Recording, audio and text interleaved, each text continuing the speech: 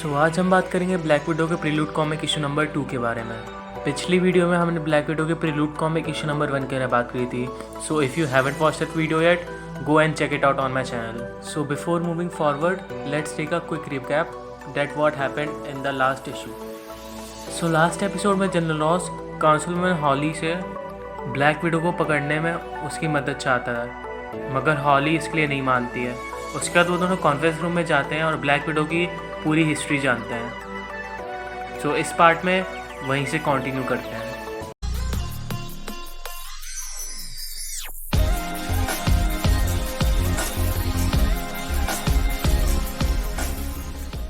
General Ross काउंसिलमैन हॉली को बताते हैं कि ब्लैक विडो विप्लैश और टोनी स्टार्क के फाइट के बीच में आ गई, जिसके तुरंत बाद टेसरैक्ट चोरी हो गया। फिर काउंसिलमैन हॉली कहती हैं कि हाँ, जिसकी वजह से एलियन इन्वेजन हुआ था, यहाँ तक कि मैनहट्टन पूरा डिस्ट्रॉय भी हो सकता था। तब रॉस ने बोला कि क्योंकि टेसरैक्ट में से लो लेवल का गामा रेडिएशन निकल रहा था, इसलिए उसे ढूंढने के लिए ब्रूस को बुलाया गया और उसको बुलाने के लिए ब्लैक विडो को भेजा गया।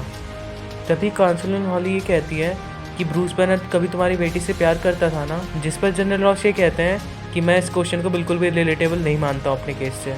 फिर वो कहता है जो भी हो, इस समय ब्रूस एक लो लेवल प्रोफाइल पर कोलकाता में लोगों की मदद करने के लिए रह रहा है। हालांकि ब्रूस से मिलने कुछ टाइम बाद ही उसको ब्रूस के दूसरे रूप हल्क से भी मिलना पड़ा, जो कि सब कुछ तबाह कर ही देता, मगर ब्लैक विडो भी आसानी से तबाह होने वाले में से नहीं है। फिर वहीं पे थॉर हल्क के सामने आया और उसी टाइम हमें $15 मिलियन का नुकसान हुआ। हालांकि हल्क, थॉर, नताशा और बाकी सब अपने पर्सनल मैटर्स भुला के एक संग आए न्यूयॉर्क के एलियन इन्वेजन को रोकने के लिए।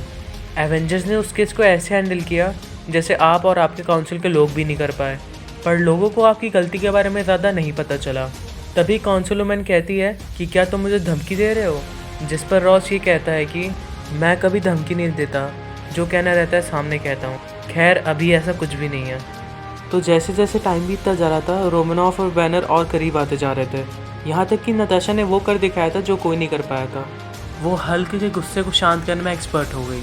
हालांकि तभी रॉस बोलते हैं कि उसका बैनर पर कंट्रोल भी सोकोविया की बर्बादी को नहीं रोक पाया, और सारी प्रॉब्लम शुरू हुई तब, जिस पर काउंसिलमैन हॉली कहती हैं कि तुम सोकोविया के नुकसान के लिए हल्क या नताशा को दोषी नहीं मान सकते, ये सब अल्ट्रॉन का किया धरा था और सिर्फ अल्ट्रॉन की गलती थी।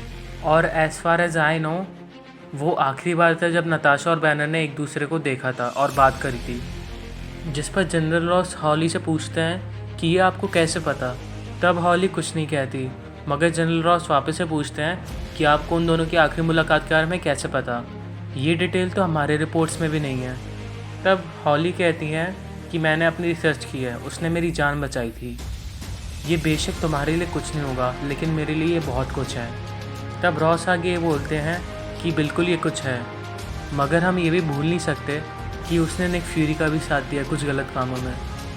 वो कांग्रेस के सामने गई और उसने शील्ड के सारे राज रख दिए उसके सामने, और फ्यूरी तभी अचानक से गायब हो गया। और नेमोरियन स्टार पर जो भी हुआ उसमें भी उसी का हाथ था। जिस पर काउंसिलमैन हॉली कहती हैं कि उसे उस शिप पर शील्ड के कुछ एजेंट्स को रेस्क्यू करने के लिए भेजा गया था कैप के संग में। जिस पर रॉस कहते हैं कि वो वहाँ सिर्फ वो करने नहीं गई थी।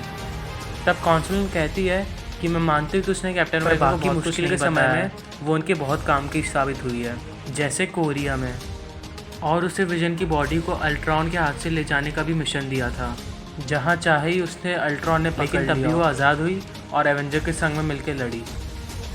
मैं ये मानती हूँ कि उस वजह से पूरा सोकोविया तबाह हो गया, लेकिन एवेंजर्स की वजह से पूरी दुनिया बच गई। तब रॉस ये बोलते हैं कि प्रॉब्लम ये है कि जहाँ जहाँ एवेंजर्स अपने मिशन में सक्सेसफुल हुए हैं, वहाँ पे लोगों की जानें भी गई हैं और बहुत सी प्रॉपर्टी लॉस भी हुई हैं। आपको तो पता ही होगा कि लागोस में क्या हुआ था, जिस पर काउंसिलमैन कहती हैं कि जहाँ रुंगरो के लोग उस बायोलॉजिकल वेपन को चुराने गए थे, वहीं वो ब्लैक विडो से वापस ले आई। जिस पर रॉस ये कहते हैं कि नहीं, मेरा मतलब है उसकी दोस्त वांडा से, जिसकी वजह से वहाँ पे हज़ारों लोगों की जानें गई। वहाँ पे लोग सिर्फ मरते ही हैं जहाँ पे ब्लैक विडो और उसके दोस्त रहते हैं, और ये बात काउंसिल को समझनी चाहिए। तब काउंसिल कहती है कि ऐसा नहीं होने वाला था, वो तो बस कैप की जान बचाने की कोशिश कर रही थी। जिस पर रॉस ये कहते हैं कि एक की जान के बदले में 100, जहाँ पे ब्लैक विडो रहती है वहाँ पे सिचुएशन ख़राब ही रहती है और कभी सही नहीं हो सकती।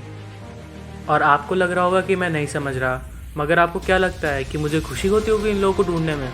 इन लोगों ने दूसरों की जान बचाने के लिए कई बार अपनी जान दांव पे लगाई है, पर कहीं ना कहीं ये लोग फेल हो रहे हैं। ये एक को बचाते हैं और वहीं पे दूसरी जगह 10 मारे जाते हैं, और दूसरों देशों ने भी इस बात को माना है।